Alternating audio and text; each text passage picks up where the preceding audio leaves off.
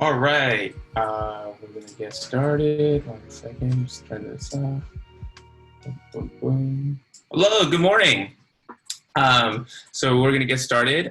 Tony, I'm gonna pass it to you to start it off. Sure, or good afternoon or Oh, evening, good afternoon, wherever evening. you Yes, are. yes.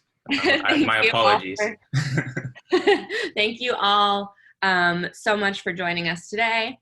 Here's what we're going to do. We're going to introduce ourselves, who we are, talk about the program just a little bit, and then we're going to jump into questions that you all submitted online. And then we're going to tackle some questions live online. Cool. So I'm Tony. I manage the Google Podcast Creator Program here at PRX. So day in, day out, I am answering your questions and just working on this program. I'm joined today by Eric. Hello, my name is Eric. I work with Tony on the training team at PRX, and we work closely together on this Google program. And we're getting some extra help online today from our colleague, Stephanie. She runs a different program here, but she's helping us by manning the Q&A.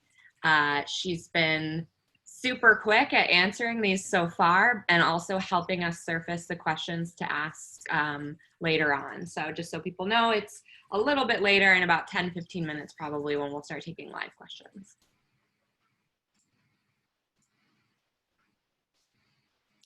All right, so a little bit about PRX. We're a nonprofit media company, and we do a lot of work to support the work of audio producers in podcasting and in radio. And in the training team, we work with a lot of clients to put together programs and events specifically to train people on growing their podcast and figuring out how to grow their show and increase their audience. Yeah, we work a lot with public radio stations and many independent producers. So yeah, this training team has been here since 2016, and we're excited to just keep expanding the work that we do.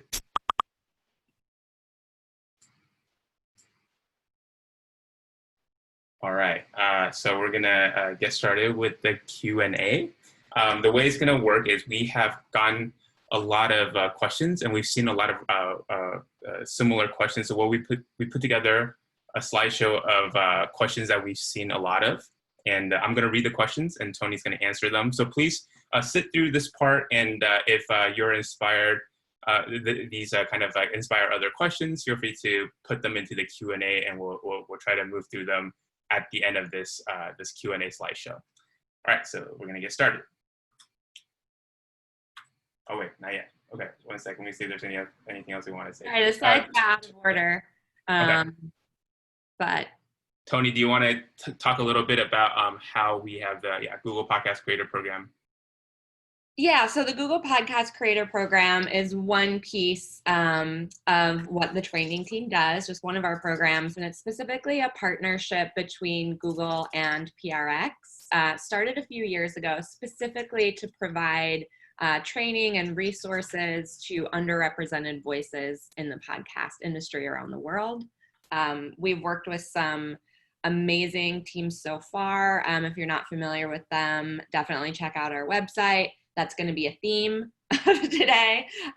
Cool things you can check out on our website, which we'll mention a couple times what it is. In the Google Podcast Creator Program training, you work with the PRX team as well as an international group of advisors within the podcast industry in workshops, webinars, feedback sessions, creative reviews. So you work really closely with us and with each other to learn and to improve your work.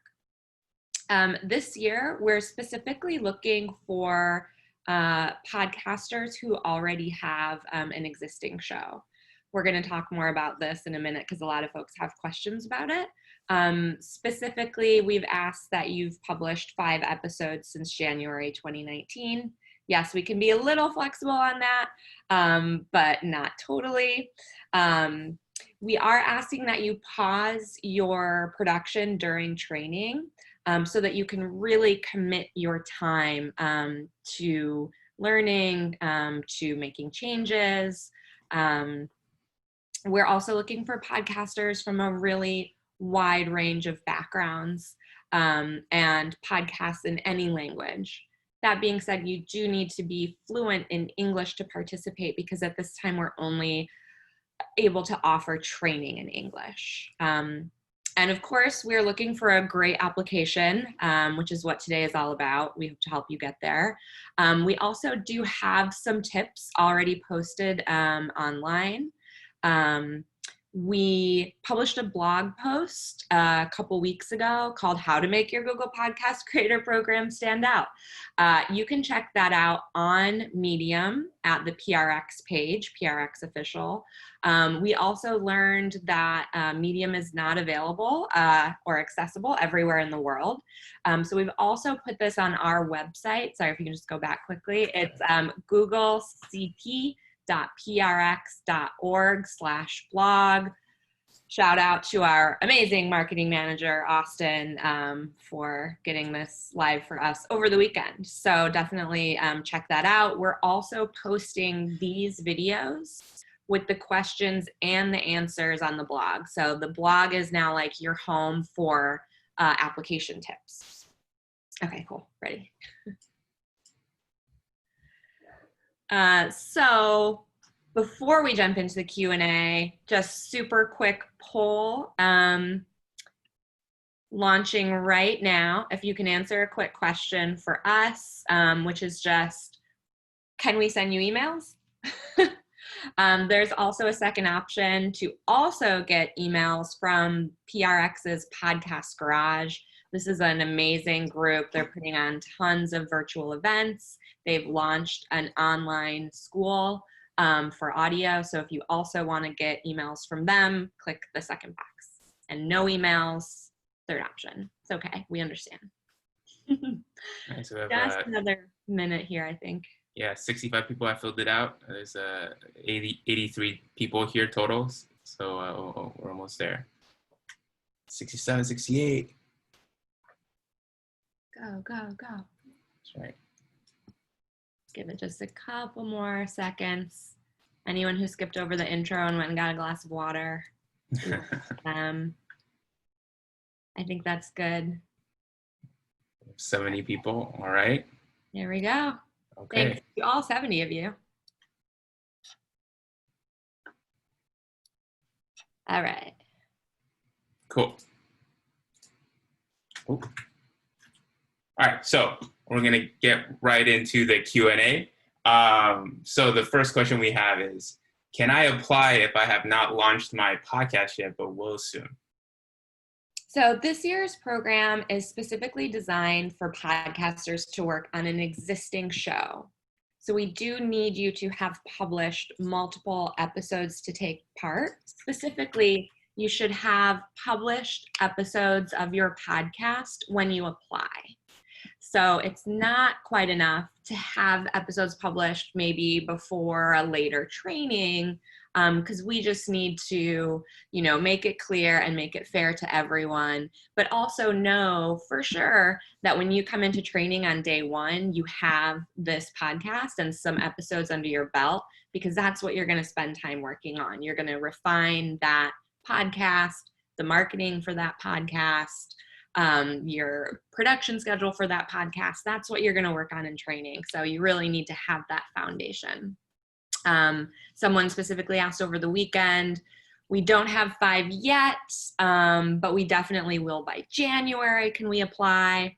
January is not necessarily significant, but if we go to the next question, just to refine a little further on this, as long as you, again, have some episodes published by the time you apply, and the application deadline is August 2nd, then you're eligible.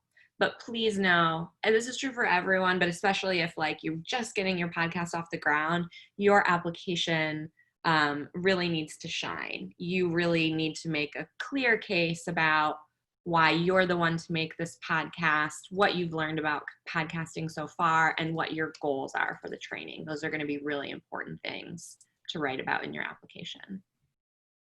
Cool. So, Well, next question. Is the program only for BIPOC creators? No, everyone is welcome to apply for this program. As I said before, the program is really specifically designed and devoted to supporting underrepresented voices, but we consider a variety of forms of diversity and representation. Why do they keep doing that? Okay, can an older person participate? Is this only for young people? So this is a good example of what we were just talking about. This is a question that came in towards the end of last week. You can definitely apply and are very welcome to participate regardless of age. The only exception being that you do need to be at least 18. But there's no maximum age, and we would love to see diversity in age.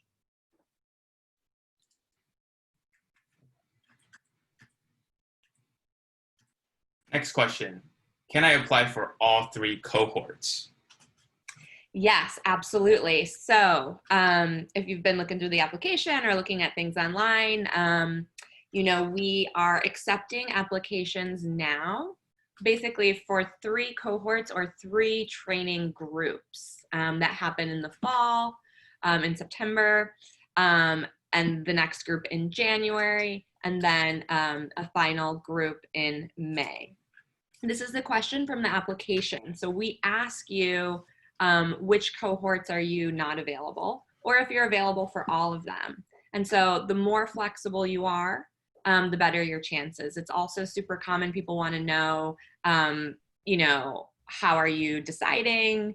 Well, we're waiting to see, what the best applications are. As many of you know, right now there's people online from a bunch of different time zones. So that's one of the things that we're going to think about, sort of who's available when, what time zone are they in. We are going to notify everyone one way or the other by September 4th about being accepted and figuring out exactly which cohort. So if you're flexible, we're going to place you in a specific cohort, but we're going to have this probably little window where we talk more about availability and move people around. But basically the default is sort of like, yes, you're applying for all 3 unless you tell us you are not available for one of them.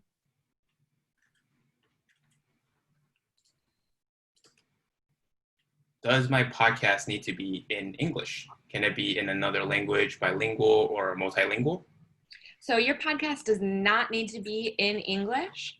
It can be in any language. It can be bilingual. It can be multilingual. We've gotten a bunch of questions about this, so I'm super excited to see what languages we get. But don't forget to include a transcript in the application. This is something it asks for, but just keep that in mind, that if your podcast is not in English, for your audio sample, you should include a transcript. And if that is not something you're familiar with doing, I think we also mentioned in our FAQs, Google Translate is fine. It doesn't need to be perfect. We just want to have a sense of what you're saying in your podcast. So just include a transcript. What level of English do I need?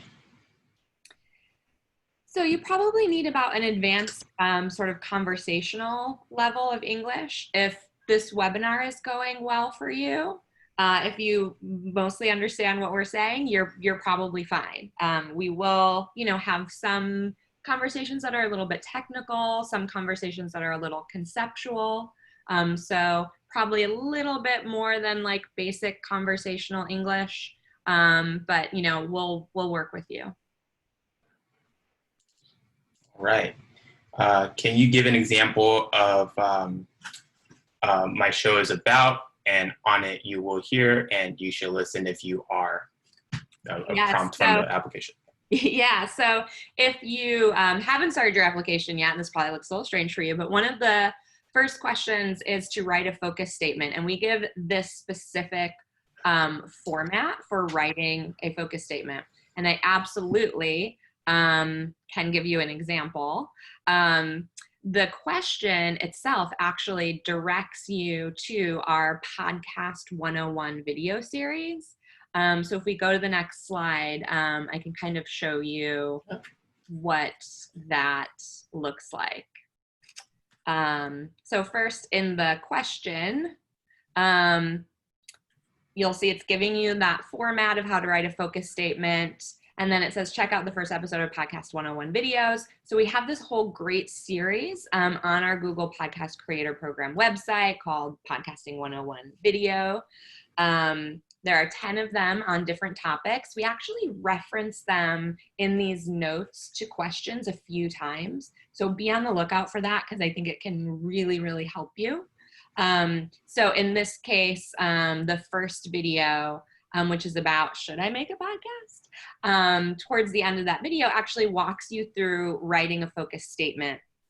And the hosts of the videos give examples for their shows, which I think is really helpful. So this is the best place to go for an example of a focus statement and how you should think about writing it. These videos have captions and transcripts in many languages. So if you check that out, you should find one that works for you. If you don't, shoot us an email and we'll see what we can do to help. Secondly, I just want to add this as well. No one for today, but for last week, we had a ton of questions also about creating a budget. So I just wanted to call out, similar to the last question, the question about budgeting has notes and a link to our Podcasting 101 video on how podcasts make money. And when you go to that video page, there's a description or a walkthrough of making a budget for a sample podcast like they do in the video.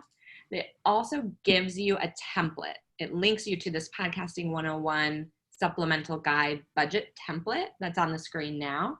So that's definitely something that you want to check out when you get to the budgeting question.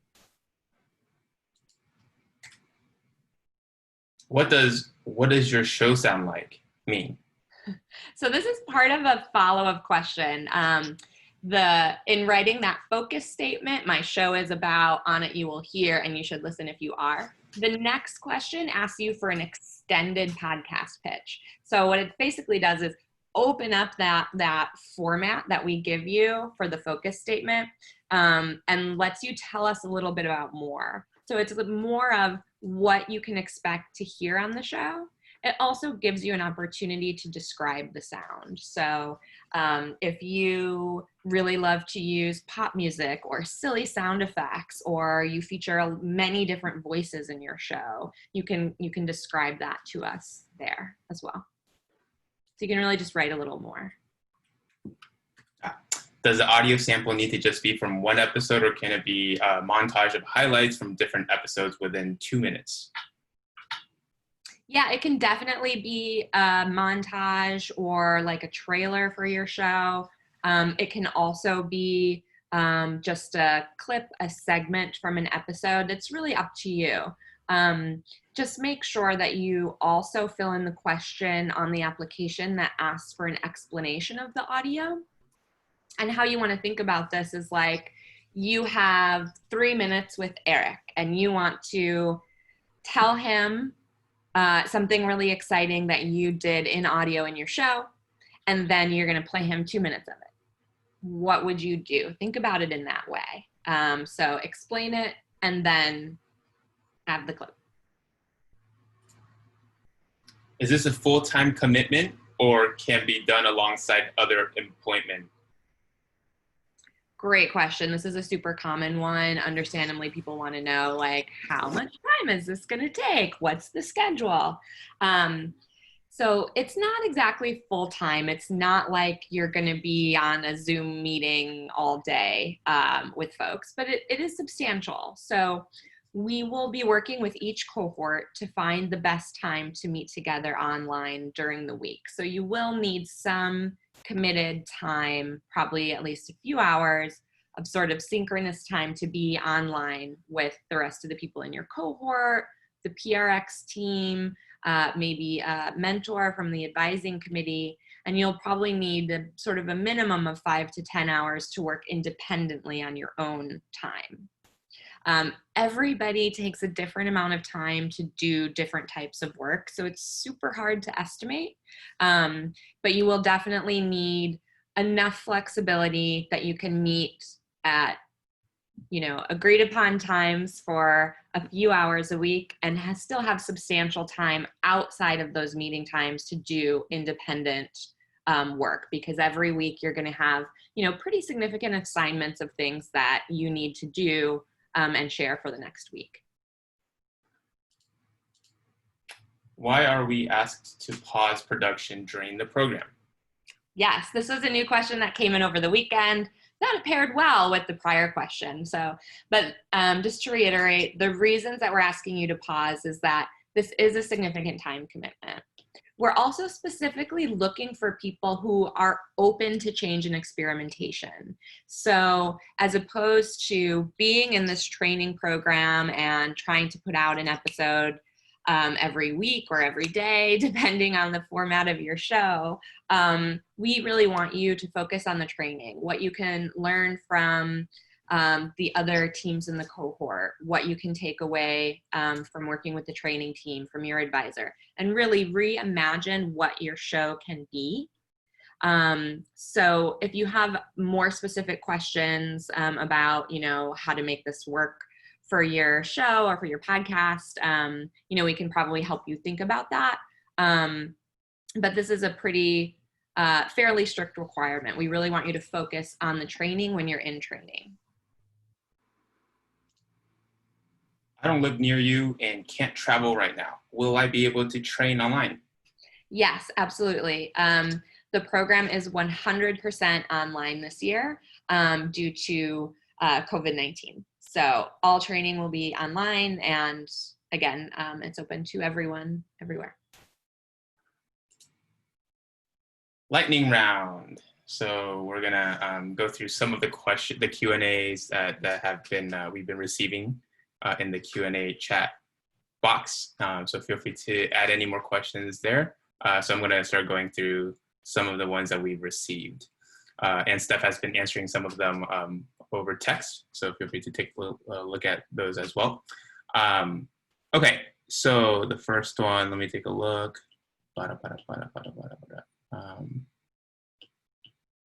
Okay, how is, so this is from Tao L. How is a general training schedule? It would be on several days per week or on consecutive days? Yeah, so again, we're gonna we're gonna work with the different cohorts depending on schedules and availabilities, and we're probably not taking many like full days during the week, but you can expect, you know, a few hours over a few days during the week that you'll need to be online doing something with other people, and then, you know, time to work independently. So yeah, so it would be like a mix of Zoom time and also like personal time, time with team, et cetera, but that it would be like most of your time, like a big time commitment that'll take a majority of your time from week to week during your time with the cohort. Is that correct, Tony? Yeah. Yeah.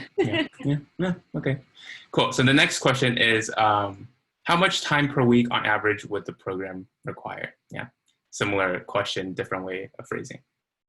Yeah, so as we talked about before, there'll be a few hours a week that you need to be online at a specific time to meet with other folks. And then like minimum 5 to 10 hours outside of that time to do, I don't want to say your homework because it's not school, but to do your work for that week, right? Every week, in addition to what we do live online, you're going to have specific work that you need to do for the next week. And so for some people, that work might take 15 hours. For some people, that might take 8 hours, right? But I would say minimum, right? Total minimum, 8 hours, probably more like 15 hours a week. Cool. So how much time does the program take in, how much time does the program take in a day? Like, okay, so this is a similar one. So the main question is, will I need to be off my day job? You will not need to be off your day job. Again, we're not taking all day. Everyone's going to have different schedules, so we're going to do our best to work with people. What I would say you do need is an ability to have some flexibility, right? Because it's not all on weekends, it's not all nights. You know, it's like there will be time during the day, during the week. Again, it's probably only a few hours. But you will need to have availability to meet online during the week a couple of times. Cool.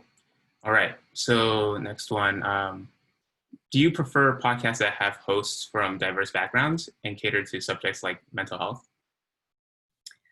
We're looking for diversity of all kinds. So yes, hosts from diverse backgrounds is great. We don't have a preference in terms of subject matter. So yeah, like I'm interested in hosts from diverse backgrounds talking about mental health.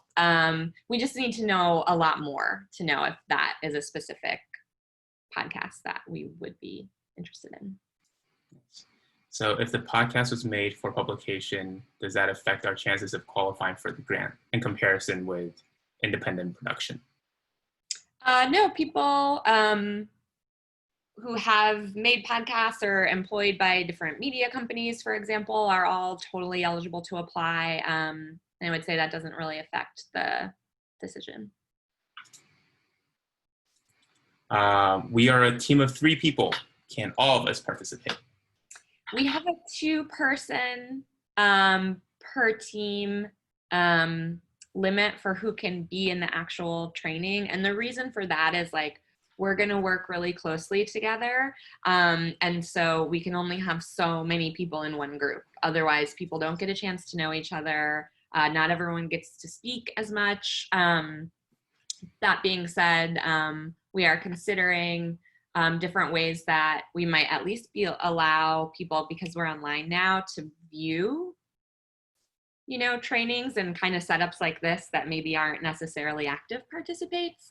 But if you're a team of 3 people and you're applying, just think about who are the 2 who will come to training. And for some teams in the past, it's been sort of an easy decision because of the time commitment. Not everybody really was able, but they still benefited by their teammates having gone to the training. And like we said, there is a lot of work that will happen sort of outside of the meeting times, and the other teammate can certainly participate in the work that you're doing, even if they can't necessarily come into all the meetings, because we need to keep the group small. Nice. So if we are accepted into a cohort and then end up needing to defer it, would that be a possibility? Yeah, we know, especially now, right? Life is unpredictable.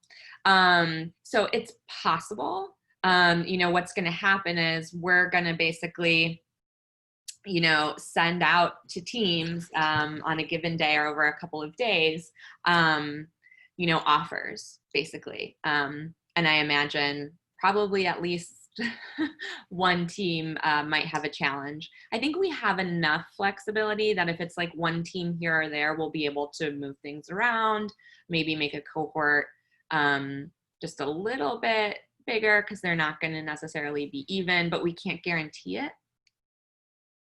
Especially because like if you're only available for the final one and then you can't do it and you want to do it in 6 months, like we won't be able to, just create a new cohort for just you. So yeah, we'll do our best if anyone ends up needing to change their availability, but we just have to see. Cool. If we are accepted in, sorry, that's done. Okay, so the next one.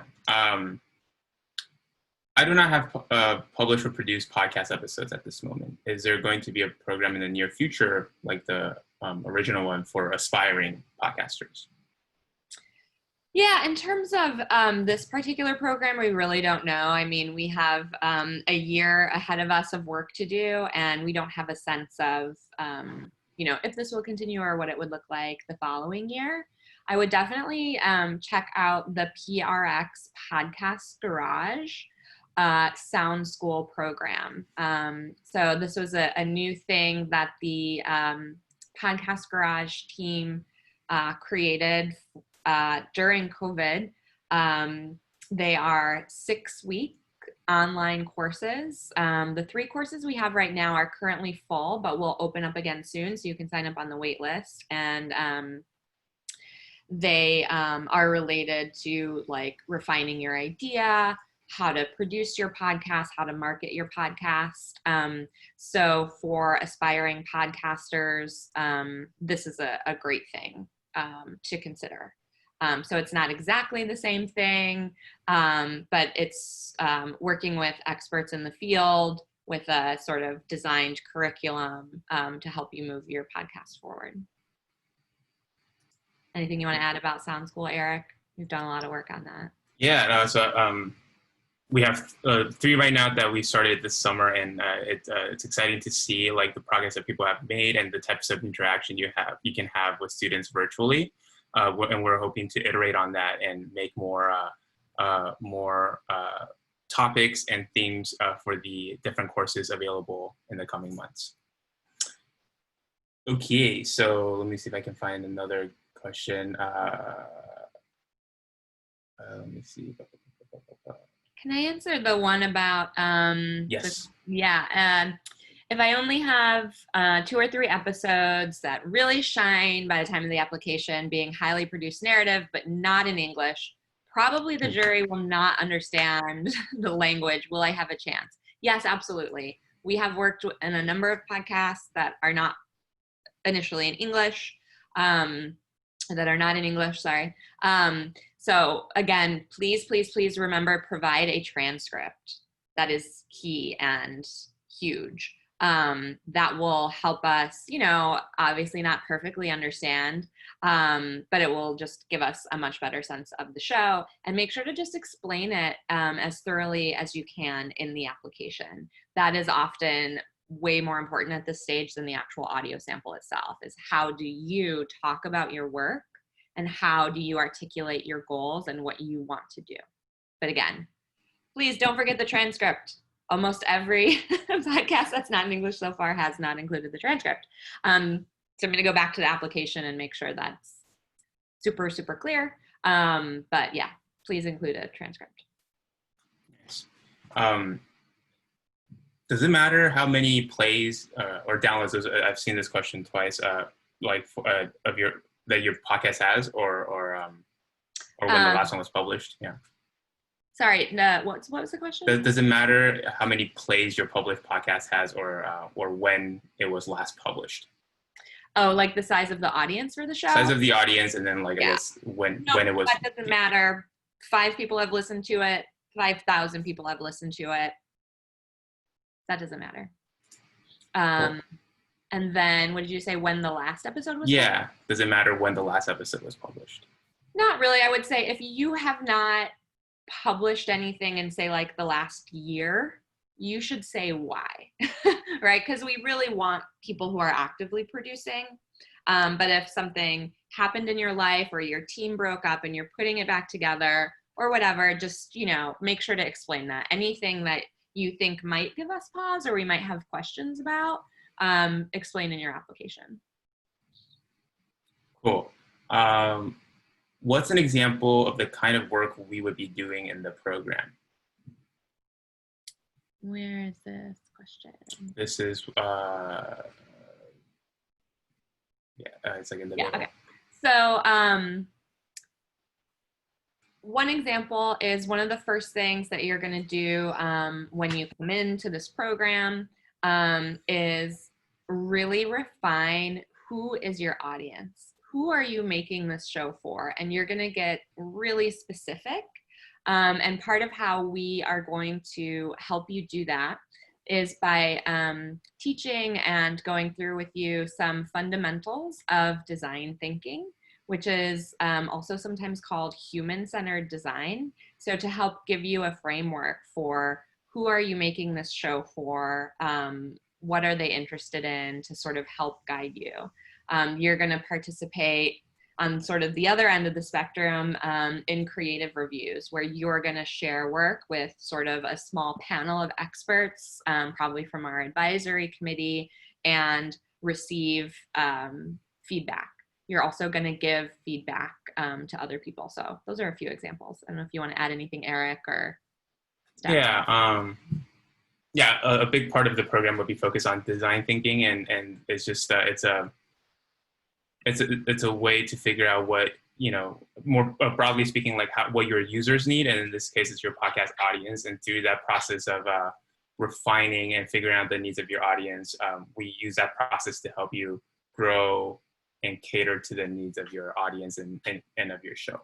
And there's various exercises. It's a framework that's been used by several institutions, including Stanford. And yeah, it's something that we found to be very useful in designing a podcast. Okay, next question. What do you mean by unstructured conversation? Oh, great question. This one is a little harder to define, but when people think about sort of more conversational or like chatcast type podcasts, some of them are actually fairly structured. If you listen to them regularly, they kind of tell you up top what they're going to be doing. They have sort of different segments that they do repeatedly, episode after episode. And then there are other podcasts where you just turn it on and you have no idea what you're going to hear, and the conversation just flows, and they don't like signpost for you why they're talking about this, what they're going to do next. There's no like repeated structure. So that's what makes an unstructured show. And these can be great shows too. There's just they don't fit as well into the training because of that, right? So the training is part of helping you, plan for things, create, production schedules and marketing plans around upcoming episodes. And something that's totally unstructured and unplanned doesn't fit the type of training we do. Looking at the next one, what impact has your program made on your participants' podcasts? Oh yeah, really wide variety. Again, I would definitely check out our alumni page on our website, googlecp.prx.org. Thanks, Eric. And then also the press page, which we could definitely probably do with some updates, I'm realizing now, because we've had a couple of shows in the press recently. And so I think in impact for some shows, right, in the past, not everybody had an existing podcast where they came in. So just getting them to launch, but also, helping them market the podcast, gaining exposure through press.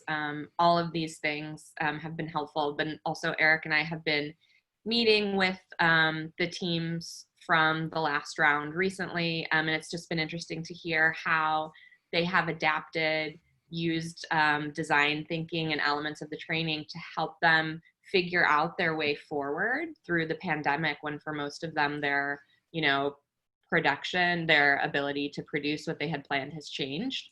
So I think the biggest thing that the teams get out of it is the ability to adapt, use design thinking to figure out how best to work together, how to make decisions, because right, there's one thing that's really great is like learning the fundamentals so you have a great plan, but then being able to adapt when things in the world, in your life change, is another great thing. And I feel like these teams are particularly resilient folks. Cool, thank you. Let me look at the next one. Okay, so this has kind of popped up. I thought we address it again. Would training be during office hours, like 9 to 5, or if so, how would that work for those working during the workday? Yeah, so I think it's likely that you'll have some training, again, not every day, and not all day, but a few hours per week. But it's really going to depend on the cohort. And I'm sorry, this is like really unsatisfying answers for you all. But if we have a cohort where, you know, most of the folks are, you know, 5 or 6 hours different from our time zone, which is the Eastern time zone in the United States, you know, we're going to cater towards your schedule, but not everyone in the cohort is going to have the same schedule, right? So we'll probably, once we get the cohort together, do a poll and do our best, but getting everyone aligned on an exact time that works for everyone probably isn't possible. So again, what you want to think about is, do I have a way that I can create some flexibility, right? With my boss or with my childcare, am I going to reasonably be able to find a few hours during the day, during the week to devote to meeting online? And then in addition to these meetings, right, we're doing a design thinking workshop and understanding your audience for an hour and a half, maybe on Tuesday. But then by Thursday, you're supposed to submit something. So then do you have, you know, time outside of that workshop online meeting time to do some required work? And again, think, you know, 5 to 10 hours a week, right? So probably whether it's a few evenings, early mornings, whatever type of person you are, that you can do some work. I know it's a little hard to plan around, but until we have the cohorts put together, we can't tell you, you know, this cohort has to meet at this time. We actually really want to be flexible around the people's schedules that are involved. But when you're dealing with, you know, a global pool of applicants, you know, we're trying to preserve flexibility as opposed to say now, this is when you have to be available. Thank you. Next one, addition to budget. So an additional budget question, how to include things that are one-time purchase, like equipment. This person already has all the equipment specified in the budget. How would I include it in the budget? Do I need to? Yeah, so in the budget template, sorry, I'm just opening, gotta find my budget template. But I think the template is actually pretty clear. So as opposed to maybe walking through that when we only have about 10 minutes left.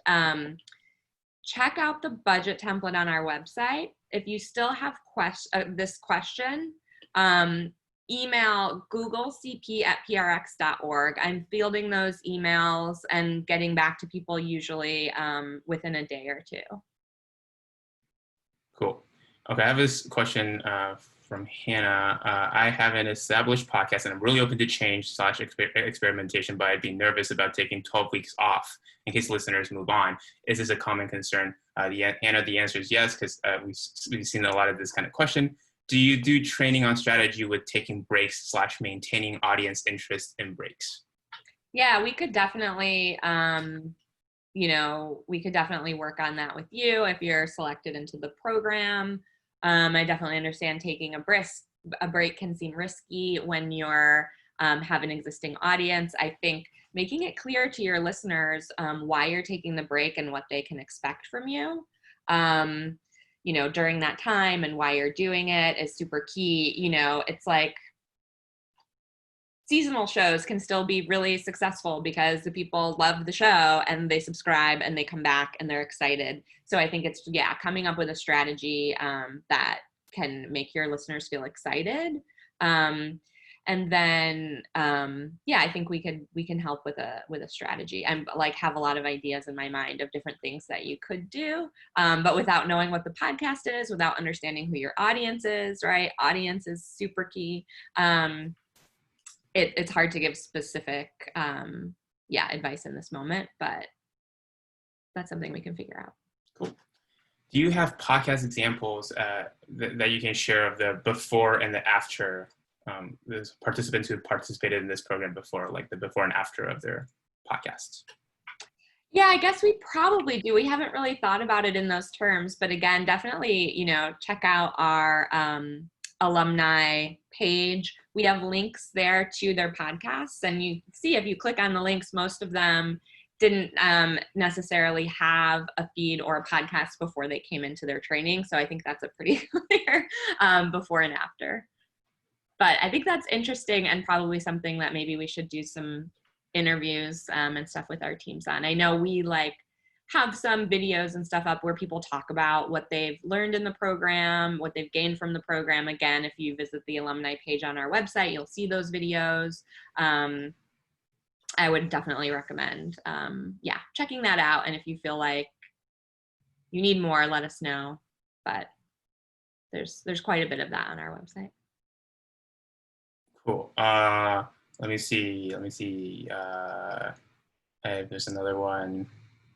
I'm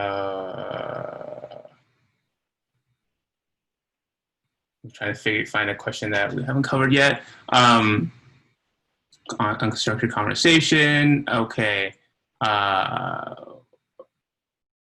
Okay. What are the average labor costs for a podcast? How much should a host and producer include for a salary? Oh, that's like very, that's very dependent on experience level. It's very dependent on are these people being paid as freelancers? Are they on the production team? What are the financial goals of the show? If you need some help working through this, definitely email googlecp@prx.org. You can also use what's in the example show template on the Podcast 101 video Making Money website as examples if you just have no idea where to start, because there's already sample numbers in there. So that's a good example, but it's not necessarily going to be totally realistic to you, right? So in order to better advise you, I need to know like who is sort of like a creator or full-time on the show, who is freelance, what are the financial goals of the show, things like that. So, I mean, there are some like standard hourly rates. We probably have a rate card that like we can link you to, but again, really understanding the motivations of the people who are participating and the overall financial goal of the show is another important piece to try to answer that question. Cool. Going back to another budgeting question, can the funding be used partially as a stipend, living costs, or only on podcast development? Yeah, we allow the grant to be used however you need it. We know people coming into the program are going to have different needs. So you use the funds as you see fit. Cool. We're also going to be sort of polling people in terms of what equipment do they have, what equipment might they need to try to, create as level a playing field as we can in the cohorts. So that'll be something in addition to the funds. So you shouldn't need to spend much funds on equipment. This has, I think, been addressed, but I'll just say it again or pose a question again. How soon after the application deadline will we find out if we've been accepted? The deadline we've given ourselves to get back to everyone is September 4th, so about 1 month. Okay, going back to the budget, is $12,000 the default amount that would be awarded to a team, or does it depend on what is specified in the application? Yeah, so $12,000 is basically like the max. We have a set number that perfectly equals out to $12,000 per team based on the number of teams we're expecting. But we just leave some flexibility in there. Again, if one of you is a millionaire and says, hey, I don't need the $12,000, then maybe we'll redistribute that or give more to one team or another. But the base plan is $12,000 per team. But we say up to $12,000 just to have a little bit of flexibility in case there's a real specific needs. Here's another question. I have an entire season to be released beginning August, but past the August 2nd deadline. Our podcast has been produced for more than a year now, and they've been doing a lot of work on it. Can they apply even though the episodes will be released weekly just past the deadline? Sorry, we really need to have something. It's like, I want to say yes because it makes sense. Like, of course, yeah, it's fine. But things in the world are unpredictable. I'm sure your show is going to launch and I'm sure it's going to be amazing, but like we have to stick to that. You have published episodes by the August 2nd deadline, especially because we're going to be as we sort of deliberate over the course of the month, we're going to go through different phases. In some cases, we're going to listen to more audio. In some cases, we're going to interview a team. If we don't have that from you, we can't really evaluate your application in any deep level. Cool. So here's a clarifying question. What language should the transcript be in? Great. In podcast language, yeah. Or in English? Yeah, so the transcript, thank you for asking for that clarity. The transcript should be in English, regardless of what language the podcast is in. I mean, you can provide transcripts in the language of the podcast and in English. That would be awesome. But the main thing for evaluating the applications is to have a transcript that's in English. Cool. Cool. Yeah, let me see. And thanks to Steph for answering 77 questions. And let me take a look at other things that we might need. So here's another question. What's the best way to pull a 2-minute audio clip from an hour-long episode? I can tell you what to think about. If you need technical help, email us, because we only have a couple minutes. And I think that Steph has raised a question that she really wants us to answer as well. So the way to think about it, again, is like, you have 3 minutes to pitch Eric. Or in your pitch to Eric, you have 3 minutes to tell him about some audio and then to play it to him. So you want to think about, how do I explain in the question that asks you to explain your audio clip? You want to tell him, this is what this is why it's awesome and I really want you to hear it. And then what that clip is. So something that you're really proud of, something that you think is hilarious or weird, sad, funny, something that is going to get the attention of the listener. And really support your argument. In a way, the application is an argument, right? It's why this podcast, why is this training a good fit for you? What do you want to get out of it? And the audio is like one piece of that argument. Cool. Okay, so let me see. Okay, so there's another one here. Started my podcast in 2020, so there's 5 episodes now, and I'm a single person, no team, doing everything. So is this person eligible? Yeah, so solo, I think the question is, if solo producers, people who aren't working in teams, are eligible. Yes, you are eligible. You know, podcasting can be a really lonely road. There's a lot of work and really can be challenging. So we, suggest that if you're working on your own, you consider, and maybe part of the program will be helping you create a team around your show. But you can absolutely apply as a solo producer. Please think about in your application how to explain and communicate to us how you are able to get everything done on your own. And if you are thinking that you might want to create a team at some point, what you're looking for. If that is one of your goals, explain that as well. Here's another question that has been addressed before, but any wiggle room for an applicant that has not published since 2018? This person has 20 episodes, 6 seasons under their belt, but not since 2018. Yes. So again, there is please explain what you have been up to for the last 2 years that you have not been podcasting, because we really want to, we really would like to work with people who are actively producing. So if there's a reason for the 2-year break, you just need to make sure that you explain that.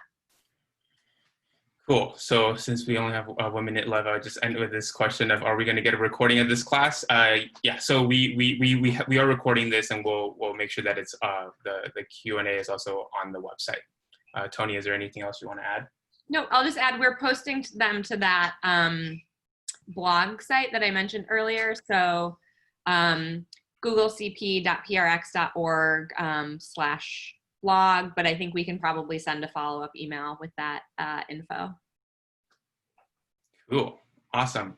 Thank you, everyone, for asking so many questions, and we hope that this session has been helpful. But again, you see on our screen our email and our website. Feel free to reach out if you have any additional questions. Yeah, and I see some questions popping up here, some things we didn't get to, so I'm so sorry, and thank you for coming.